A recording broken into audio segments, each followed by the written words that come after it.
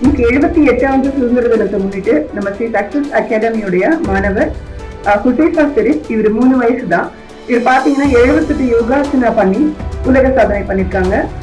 யோகா வந்துட்டு இந்த காலத்துல ரொம்ப ரொம்ப முக்கியம். ஏன்னா இந்த காலத்துல வாழ்க்கை முறை பாத்தீங்கன்னா மனதளவுல உடல் அளவுல நிறைய பிரச்சனைகள் இருக்கு.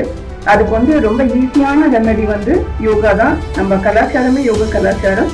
அந்த அவேர்னஸ் கிரியேட் பண்றதுக்காக இந்த குழந்தை பண்ணிருக்காங்க.